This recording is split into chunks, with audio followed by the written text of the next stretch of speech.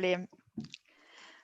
What I think we might do, Kathryn, is you and I should maybe introduce ourselves while we're just waiting for the last few people to arrive. So, Kathryn, would you like to say hello?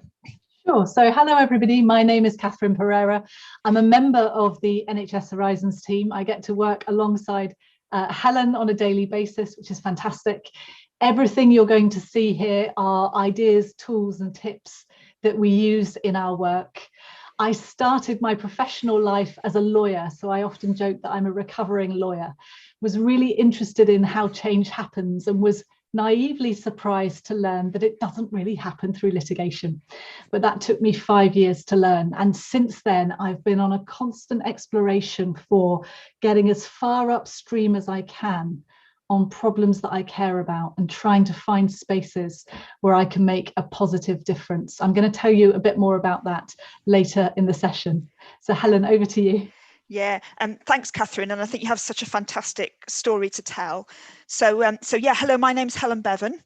And like the team that has put the school together, I'm part of the NHS Horizons team. And I've been an internal change agent in the National Health Service in England and working in the wider health and care system as well for 30 years. And I just think, it's such an amazing thing to be able to do. And everything that you see in the school, everything that you'll see in the live session today is practice models, tools, approaches that we use every single day in our work. So in a sense, what we're not is experts and consultants, telling you how to do things. Like you, we're change agents, we're practitioners, and what we're sharing with you is our practice. So let's get going with number 2 of our three live sessions. I meant to tell you this, so I better not forget. This is the second of 3, and we hope you'll join us again next Tuesday at 3 o'clock. And what we're going to be talking about today, essentially, is about many of the principles that we use in our change practice that are related to social movement thinking. We're going to be looking at how we build shared purpose. We're going to be looking at narrative, at story, as ways of engaging and mobilizing people in change. We're going to talk about how we create a sense of belonging. And then next week, we are going to relate that to seeing the bigger picture of change, the big levers for change, how we work through systems. So we hope that you'll be able to join us next week as well. So this is going to be like a little sandwich this afternoon.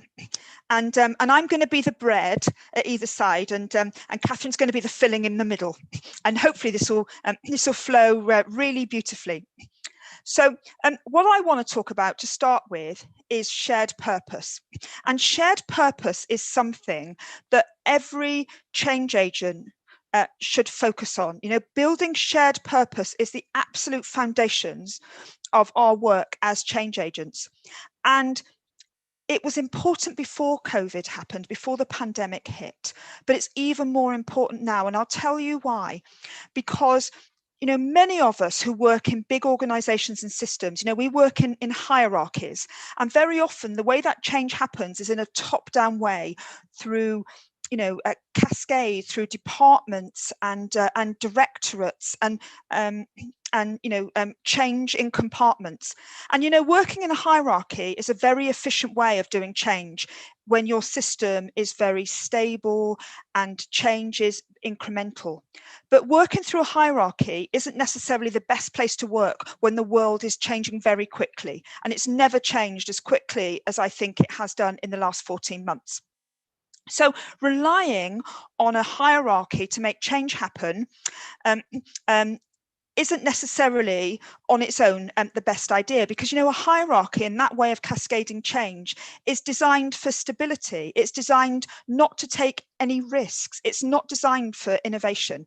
And we're in this very fast moving, fast changing world in a complex system. So if we can't rely on hierarchy, we've got to work through networks and systems, informal as well as formal. And in terms of bringing people together, you know, to march in the same direction, we need to do that through shared purpose. So building shared purpose is an absolute key skill for every change agent. And you know, one of the things that we say in our practice is, if we want people to take action, so let's start at the bottom of this slide. The most effective way of mobilizing people to take action is through emotions, through values. Okay, and so you know, sometimes, like when I went to improvement school, which was a very long time ago, I got taught if I wanted to engage a medical doctor in change, I needed to show them data, because people needed to see data to be willing to change. And data is very, very important. But you know, even a medical doctor is far more likely to engage in change because it connects with their emotions and values than because we show them data. And of course, we want the best of both worlds. You know, we want a world where we're using very powerful data for change and a compelling story. So when we talk about a shared purpose, okay, we talk about it in the context of a shared purpose that connects with emotions and values, that moves people to action. And when we think about, you know, the great social movements, you know, we think about the women's suffrage movement, we think about the American you know, the American civil rights movement, we talk about the same-sex marriage movement, we talk about the very successful environmental campaigners. You know, what we see all the time, okay, is that they do this. They build a profound sense of shared purpose by connecting with emotions through values. And this comes from Seth Cogwillier, and it's one of my favorite quotes about shared values, about shared purpose through values. And he says, shared purpose goes way deeper than vision and mission. And again, many of us working in big organizations and systems where we have a vision statement and we have a mission, and that's important, but it's not enough. Because shared purpose is about connecting with emotions through values. And connecting with emotions through values goes right to your gut and taps into some part of your primal self. And he says, I believe that if you can bring people with similar primal purposes together and get them all marching in the same direction, amazing things can be achieved. And again, you know, when you look at some of the amazing large-scale changes that we've seen in the pandemic in the 14 months, we see so many situations where this is what has happened. Whole communities have come together because we've connected with emotions through values. So how do we do this? So one of the key things that we've got to be able to do as change agents is to, you know, at the beginning of the change, okay, almost the first thing we should do is to be clear about our shared purpose. Okay, 3 different words, our shared purpose, and we need to think about all of them. The first thing we need to think about is the our, okay, because we can't really start change unless we're clear about who are our people. Okay, who are the people who are going to be impacted by the change? Who will need to be part of this change if it's going to work? And last week in module number 1, live module number 1, we talked about power. Who's got the power to help make this happen, both old power and new power? So that's the our, you know, who are our people? And that's, I think, if we're going to create change, our first question isn't what's our aim. Our first question is who are our people? Because if we don't start with who are our people and we create an aim that's the aim of only a small number of people, then you know, people aren't going to be mobilized around it. People have got to be part of creating the aim. Next, we have the shared. And very often, you know, the people that we want to engage in the change, the people that are the our, come from all kinds of different backgrounds. They'll have very diverse views and experiences. And when it comes to power and privilege, very unequal levels. So when we're trying to create some change and we want to get the chief exec and the senior leaders as part of the change, and we want to get people that use services and families and communities as part of the change, okay, very different levels of power and privilege, but we have to find the things that unite us. And finally, we have the purpose, and this is where we connect with emotions through values. because the questions we ask are, why are we taking action? How does this connect with the things that really matter to us? And I just want to show you a very quick case study. And for this, I've picked End PJ Paralysis, hashtag End PJ Paralysis, very successful campaign, movement-like campaign that was run in the National Health Service in England, and in fact happened all over the world. And this was about how can we mobilize people in hospital beds, in care homes, who are stuck wearing pajamas, PJs, okay, in bed, and they're with their deteriorating every single day or every single hour they're in a bed. We know that somebody over the age of 80, okay, a week in a hospital bed may create the equivalent of 10 years worth of muscle deterioration. Okay, so it was this nationwide campaign to mobilize people, get them out of their pajamas as quickly as possible and get them moving. So I want to show you the our shared purpose for End PJ Paralysis, those 3 questions. So first of all, who are the our? Well, it's a really broad set of people. You know, of course, people that use services, families, lots of different clinical groups, senior leaders, care assistants, students, okay, very diverse group of people, okay.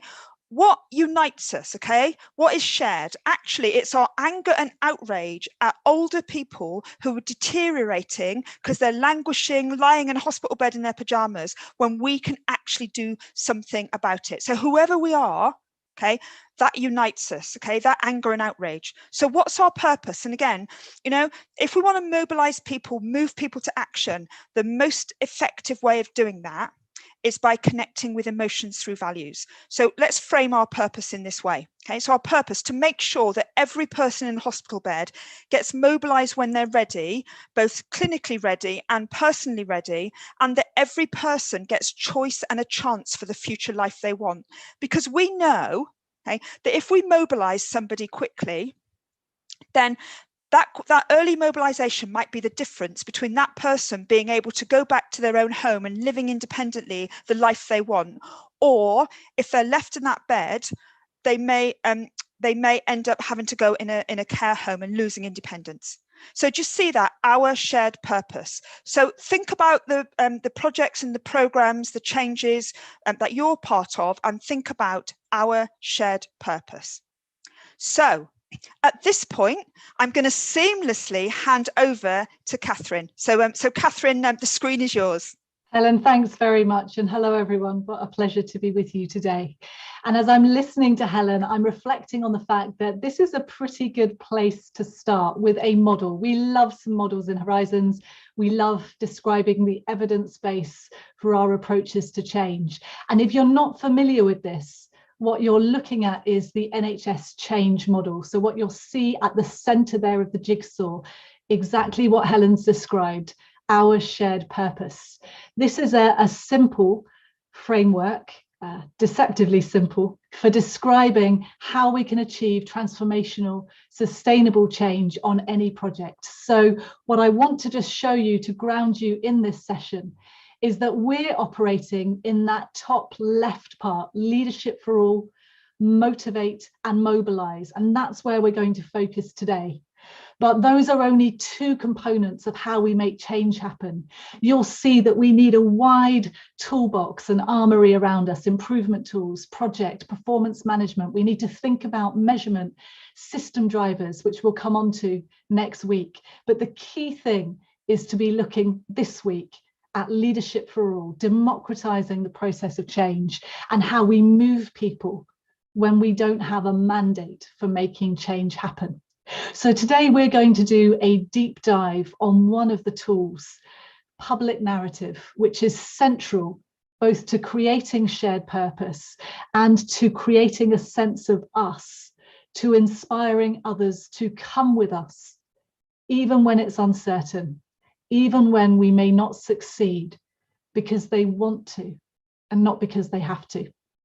So let me start by reminding you of 2 key concepts from school. The first one is this: we use Bertrand Russell, the philosopher, as our inspiration.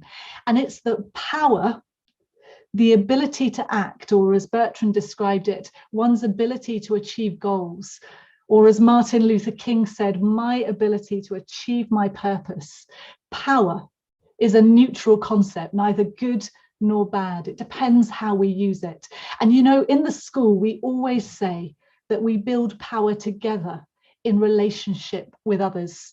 So the second key framework I wanted to remind you of, which Helen described for us so beautifully last week, is this one. It comes from the work of Jeremy Hyman's and Henry Timms. And they describe, and you know, all models are wrong and some are useful. So this is a useful, simple model. They describe two types of power operating in the world. And on the left-hand side, they describe old power. So that's power that's held. It operates through hierarchy. It thrives where information is closed. And it's much more concerned with physical and intellectual energy. So what do we need to do? How do we get it done? Than it is with what I'm going to call relational energy. And on the right-hand side of your screen, new power. Power that is like energy. It pulls people in. It operates on the attractor principle. We do good things, we build power as other people come. And it's much more concerned with relationship, who we are, why we do what we do, than it is with those physical and analytical aspects of change. So we today are very much on the right-hand side of this model. We're going to be looking at who are our people? How do we craft relationships with them? How do we make change happen? And I'm going to introduce you to something called public narrative. So public narrative comes in recent times from the work of a man called Marshall Gantz. Marshall is still teaching at Harvard University. He runs a global network called the Leading Change Network, which is definitely worth checking out if you've not looked already. And he defines something which is historically as old as the hills. But what he's done is to put a framework around it so that any of us can use it in our work as change agents. He says this, that public narrative is a skill. Really important, it's a skill. It's something we can learn, we can practice, we can do badly, we can practice again, and we can do better. And it's a skill to motivate others to join you in action. It's about how we move from me to we, and how we do that when we may not have formal authoritative levers to make that change happen. I first came across Marshall's work more than a decade ago. And this photo I love because this was the night of the general election in May 2010.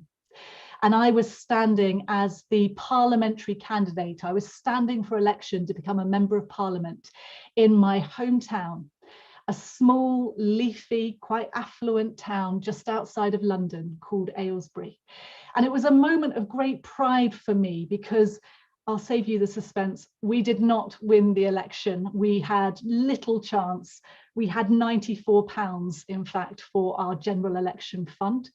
And initially I had just 3 people, all over the age of 70, long-term committed activists who were there to help me.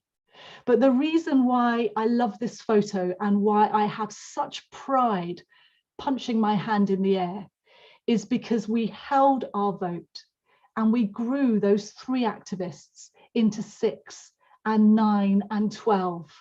And the following year, we took our first 2 council seats in a generation. And we did it not because we had any formal resource, but because we relied on people. We went out one-to-one, building relationships with people, trying to figure out how we could make small changes happen that would add up to bigger changes in the town, and to articulate those narratives. And it set me on a journey where I moved from being a lawyer who felt very constrained in trying to make change happen in a narrow box, to thinking more deeply, to exploring, and to working with others. So what I did next was to run an organisation called Movement for Change. You see us here, hundreds of activists working across the trade unions, the cooperatives and labour movements in the UK, learning the techniques of community organising, of which public narrative is a key plank. And one of the amazing people I worked with at that time was a woman called Jo Cox, a woman who would go on to become the Member of Parliament for her hometown of Batley and Spen, a woman who was shot and stabbed and killed, sadly, in June 2016, nearly 5 years ago. And the reason I mention Jo is because this quote on the front page of one of the leading newspapers in the UK the day after Jo died summarizes the spirit of so much of what we're talking about here today. The headline says that Jo believed in a better world and she fought for it every day. And that is the basis of this change. It's not about position. It's not about fame, even though we will use examples from well-known people to illustrate our points. It's about having a vision of the world as it is and the world as it could be, and every day taking steps with others that realize that ambition and that vision in a bigger way. When Jo died, her family had a choice. They could have retreated into acrimony or apathy and be consumed by their grief, or they could push that energy out and invite others to connect in different ways, to remember what Jo stood for and to build new possibilities together. And that was the choice that they made. Love, not hate, that we have more in common, to love like Jo, to create movements and networks that kept the vision and the spirit of what she did alive. So what we're going to do is to explore some of the techniques that we can use, any of us can use, to make that happen. Now, Helen referred to earlier how what purpose does and what being able to articulate stories of purpose does is to take all the disparate messiness of change and give it a focus where we can drive it forward with people, where they can see that it's this and they can contribute with us to that story. So I'm going to then take us back to the frame that Helen introduced at the start. How do we do that? How do we align those points of the arrow? And the key thing is to work back from action. So to have that central story about, you know, these are the actions that I think we need to take. But in order to get people to come with me on that journey, I need to go up to emotion. And if you think about the root of the word emotion, motion, movement, they all share the same root. We think about films and we say that they moved me, or stories moved me to feel or to act. I think the central insight is this, that unless we can articulate our values connected to our experience in a way that moves other people, then there's no impetus for people to come with us when things are uncertain, to try something different, to move out of our comfort bubbles and do something differently to make change.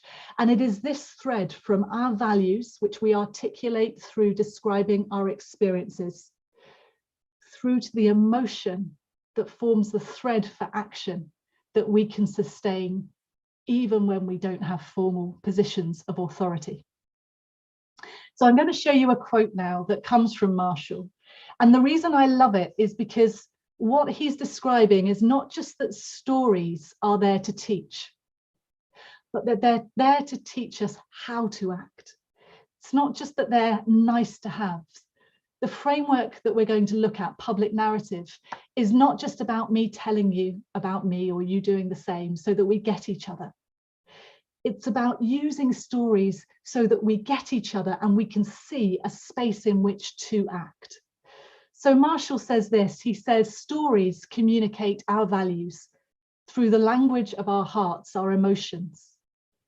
And it is what we feel, our hopes, our cares, our obligations, and not simply what we know, that will inspire us with the courage to act.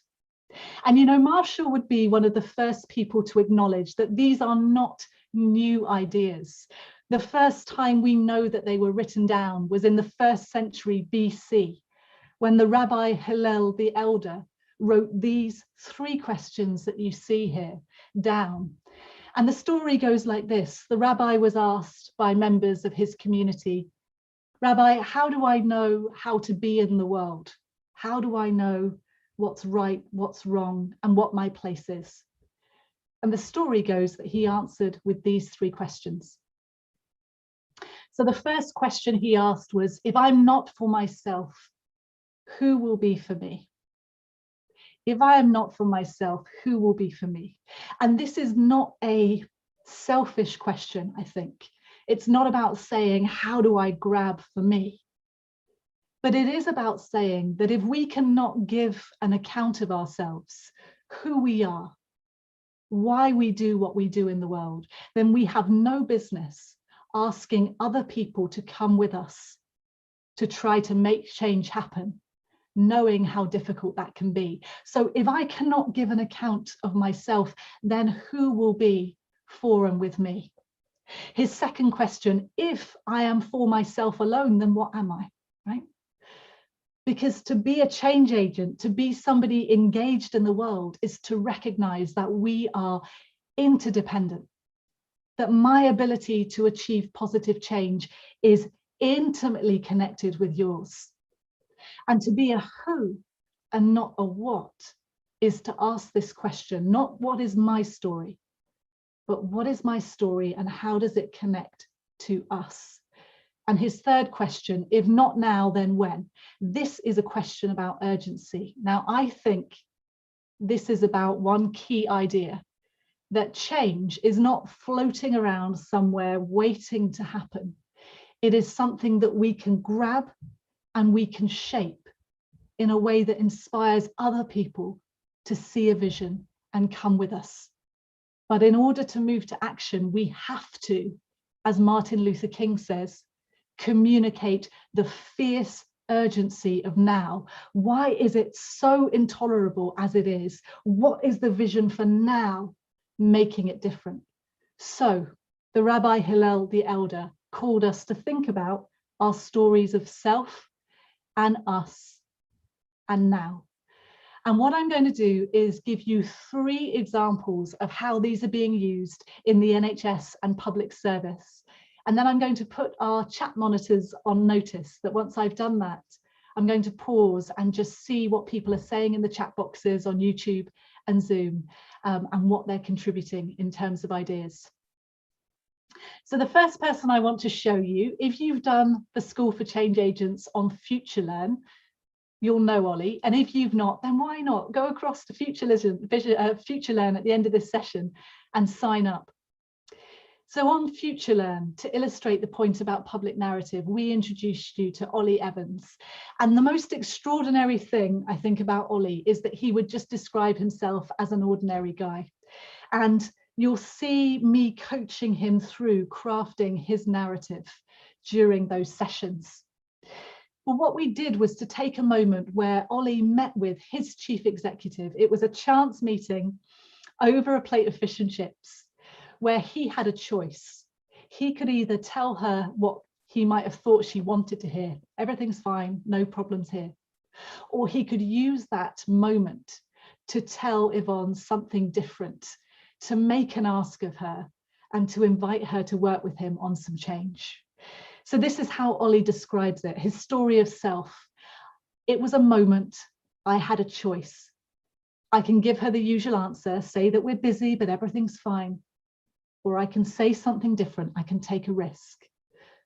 His story of us is that one impromptu conversation like that in a normal setting became part of a wider change that we are continuing to lead through our ambulance service.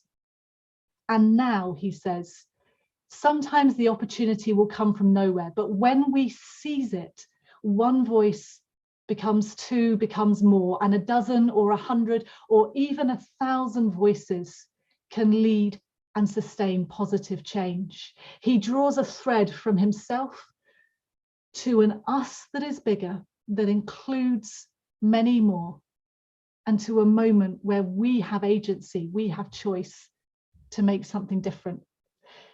Let's see that again. We're going to see it from another perspective. Another young man who would have no basis for describing himself as ordinary, but I'm sure he probably does. Marcus Rashford, if he's not known to you, is a top-tier footballer, Premier League footballer here in the UK. Grew up in Wythenshawe in Greater Manchester, played with distinction for his teams. He's also a campaigner for child poverty. During the COVID-19 crisis, he took a decision to use the platform that he had to speak out around the government's approach to child poverty and what he saw as some of the opportunities for change.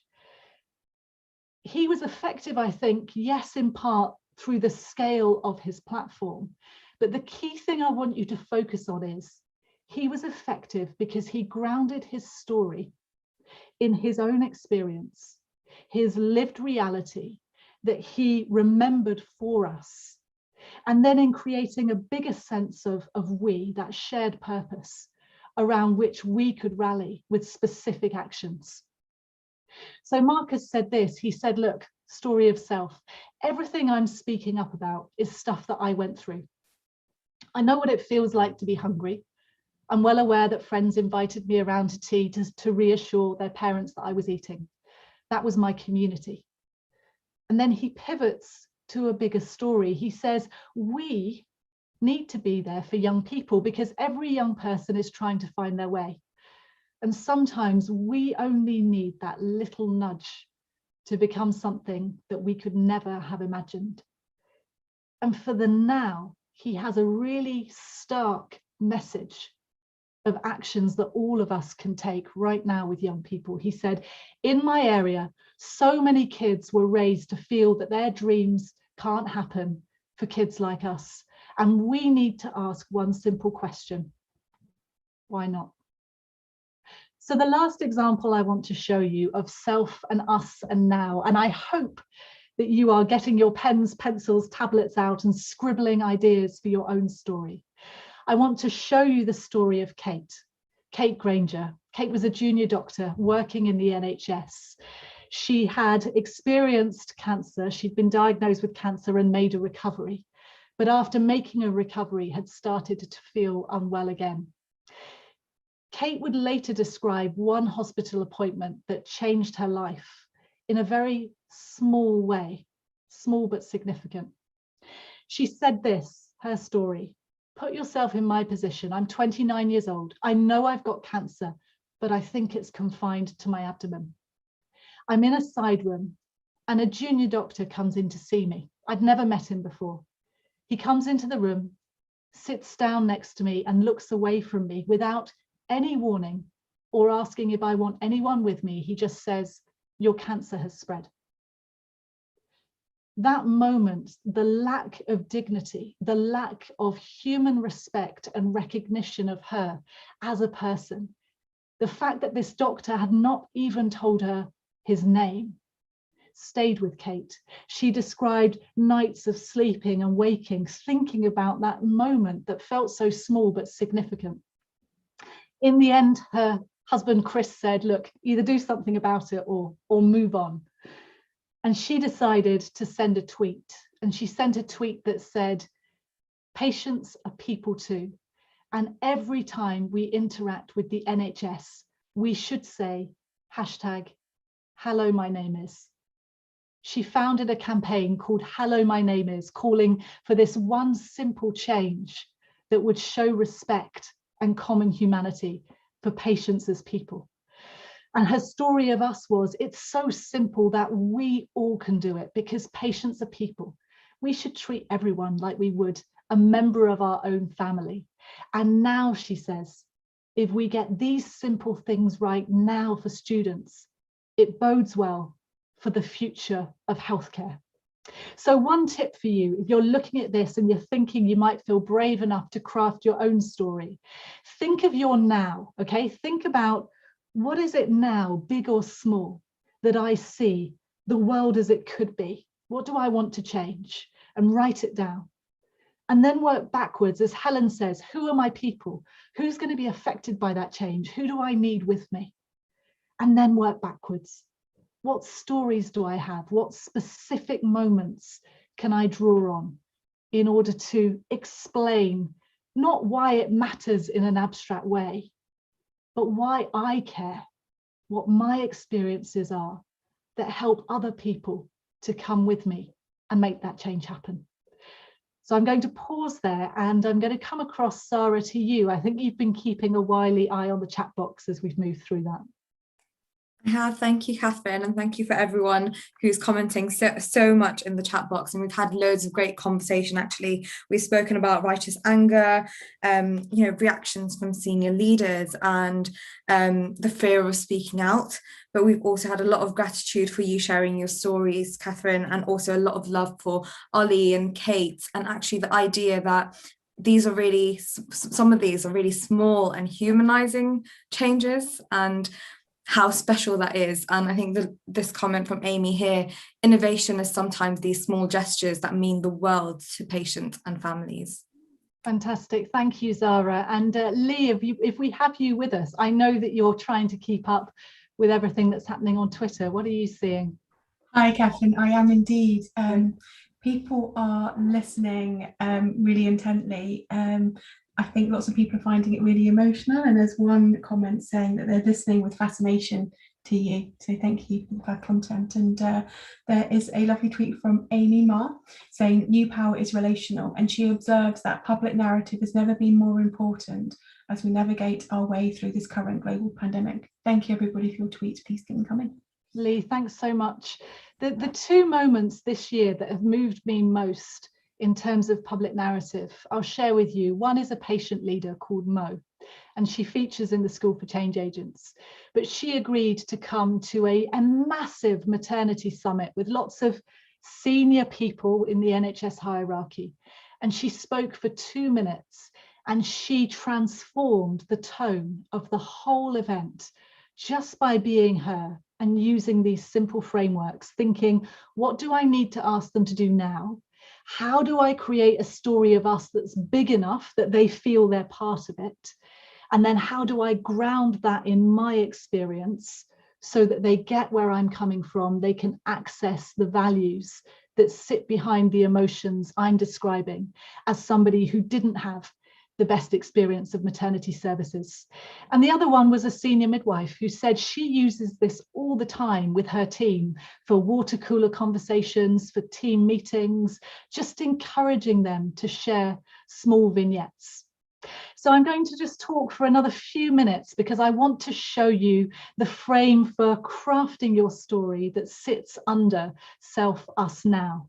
And I want you to imagine that this is Kate Granger, who describes that moment where she is feeling dehumanized by the circumstance in which she is in and how it inspires her to action.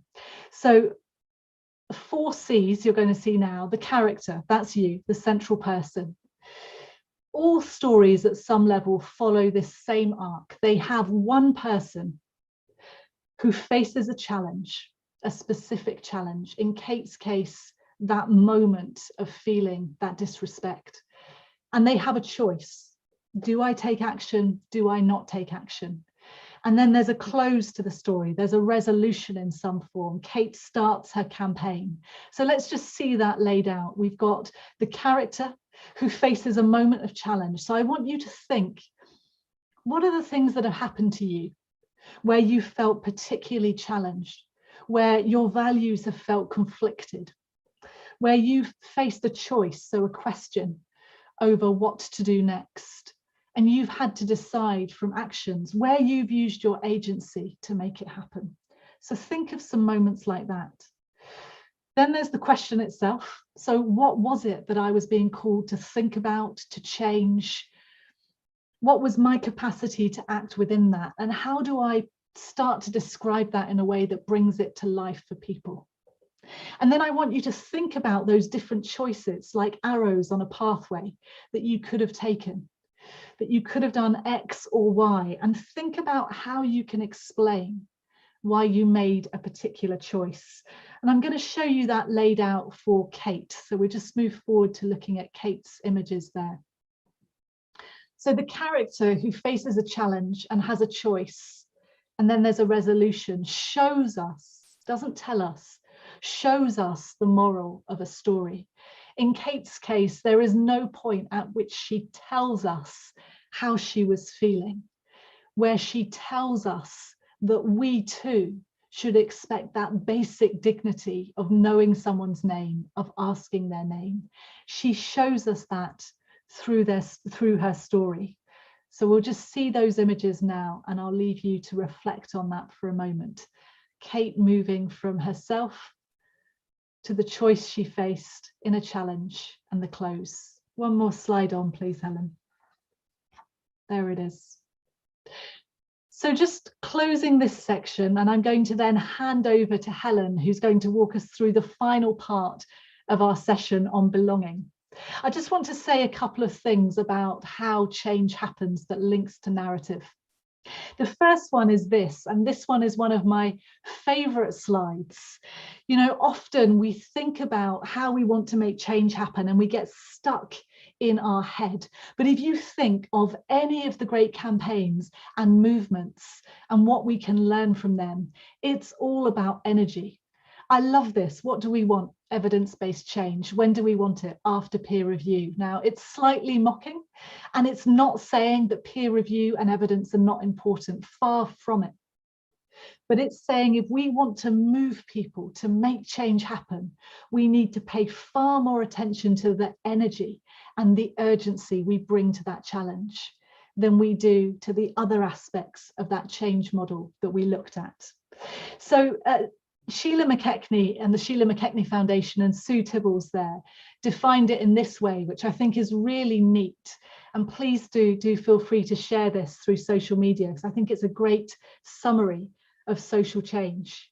She said this: firstly, this type of change is much more of an art than a science. It's about reading power, building relationships, framing our issues, our stories, then refining and honing those messages. That's what mobilizes our supporters. And that's the power, the ability to act, that brings pressure to bear to make change happen. So the last thing I want to show you, it's a reminder from what you may have seen on Future Learn, and you'll have seen it in Helen's talk last week. This is all a balance. On the left-hand side, we see the skills, the competencies that we need to make change happen. I want you to add public narrative in there as a core skill as a change agent. But you know, it's also about our ways of thinking, our agency. So how we think about embracing uncertainty, how we think about relationships and the connections between the pieces. So another way of seeing this is we need to be paying attention both to our horizontal and our vertical development. And this is something we're going to explore in next week's session. We need to add knowledge and skills and competencies, but you know what? Those in themselves are not enough.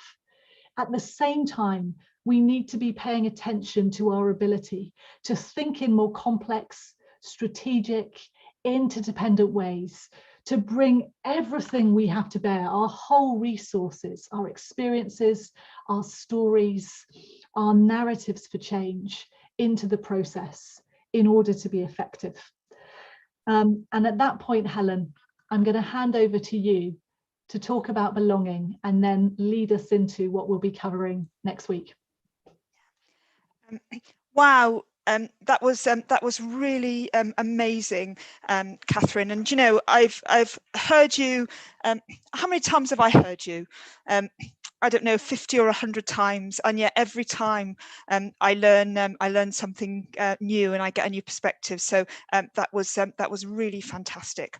So what I want to do now is I said this was a sandwich. Okay, so we're just going to see the last little piece of bread. As Kathryn said, we're going to talk about belonging, and we wanted, you know, to talk about this and why it's important, and to tie it in with the things that we were saying earlier. So we started our session today, you know, talking about our shared purpose, you know, the things that unite us. Kathryn talked about the story of us, you know, how things come together. So connected to that, I think a key task for change agents is how we build belonging. Okay, again, you know, one of the other models we talked about is how do we mobilize people for action? It's about emotions, you know, connecting with emotions through values. And if we want people to stay as part of our movement or our campaign or our initiative for change, we have to build a profound sense of belonging. So, you know, our questions would be, how are you as a change agent creating a sense of belonging so that everyone who's, you know, taking part in your change is seen and valued for their own unique and authentic selves? So, you know, when we talk about self, us now, I bring myself and all the unique things that make me me. You know, to what extent am I valued for those things? And, you know, what we see when we look like globally at the diversity and inclusion movement, what we're seeing is people, leaders who are focused on diversity and inclusion, okay, moving towards a sense of belonging. So in our context in the National Health Service in England, you know, our people plan, okay, the chapter of our people plan that is about inclusion and diversity at the heart of how we support our people in the NHS, okay, it's about belonging. And you know what I would say is that belonging counts more than diversity, because diversity is a set of facts. How diverse are we?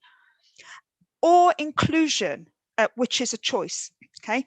You know, we make a choice to include people or not, because when we feel we belong, we thrive and all the people around us thrive. And I've got a quote here from Hugh McCuckey, and Hugh is our National Director of Improvement in the NHS in England. And Hugh has taught me so much about the importance of belonging, you know, and he says belonging is so important, being part of the team and recognized for what you bring, valuing difference. That's the environment that we want to create in our own team, the Improvement Directorate within NHS England and improvement. And I think it's something that we should all aspire to. So I think here's a very helpful way of thinking about belonging. And we do like, you know, a 2x2 matrix in the change world. And this one, okay, one axis is about, do we feel low level of belongingness or a high level of belongingness? And the other axis is, to what extent is my uniqueness, you know, myself, what I bring, okay, valued? Or to what extent is actually we don't want unique things, we want everyone to be the same. So what we aspire to, you know, when we're building teams for change, okay, is we aspire to the top right hand box. We want people to absolutely feel included, you know, that sense of us, okay, everybody feels that, you know, all the unique things that each of us bring is appreciated. So I belong and I can be myself.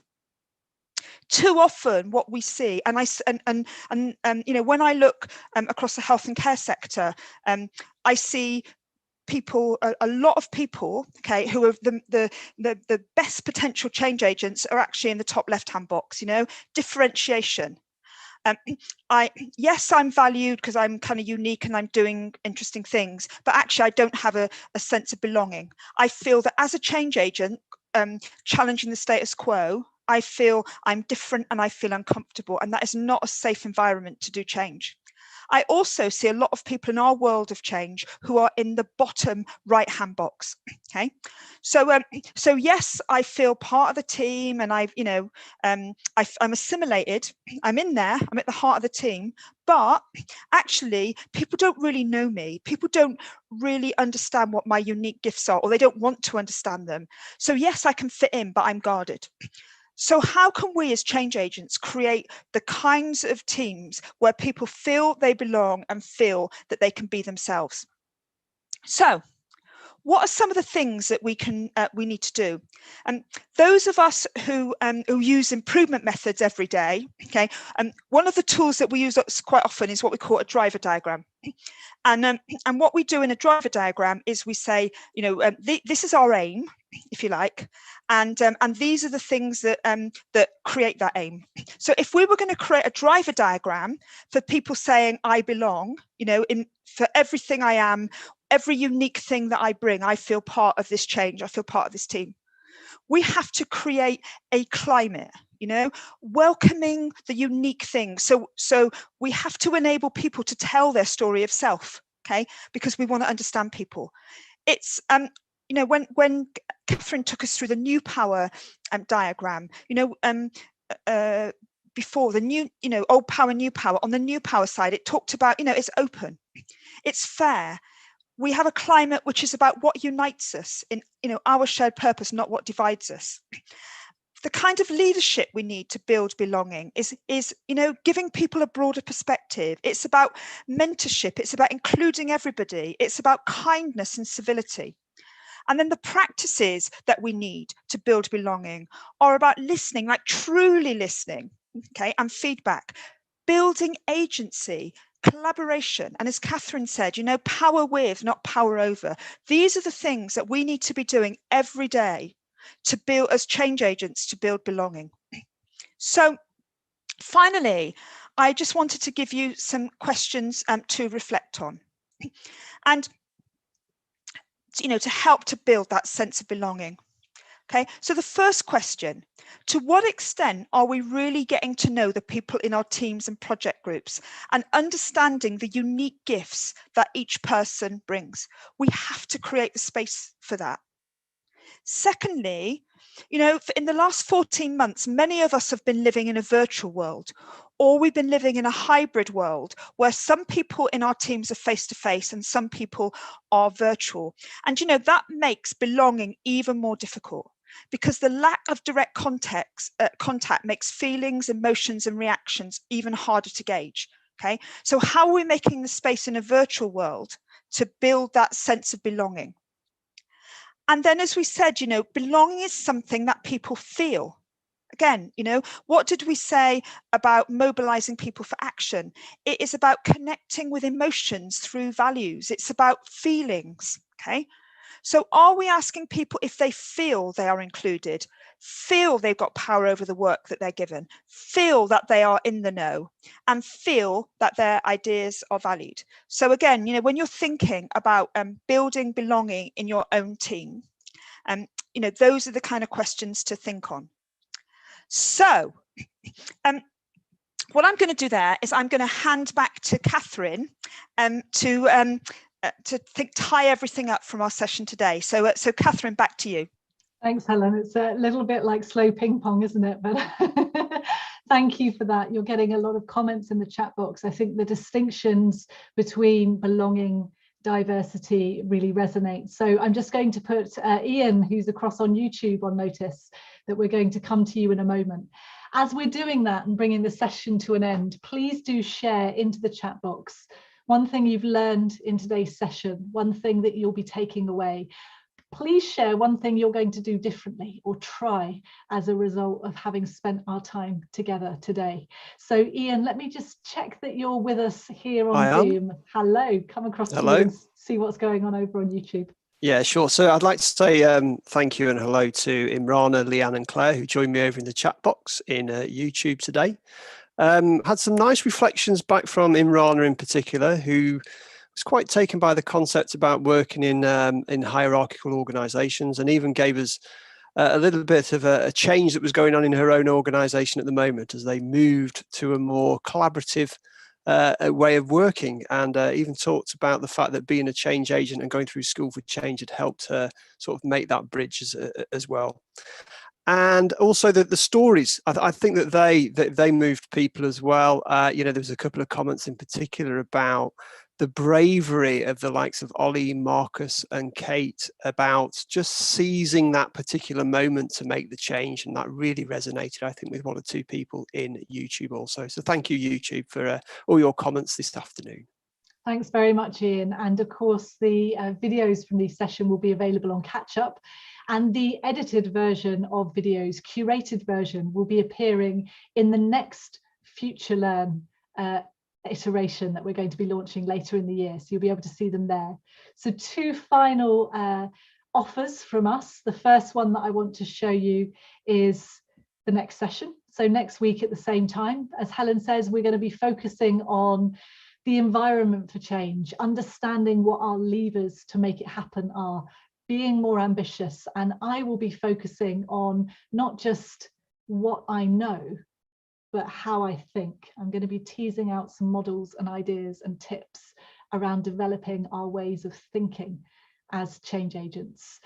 Future Learn is also still open, so if you've not yet taken the 5 modules on Future Learn, fear not, you can access those, horizonsnhs.com/school.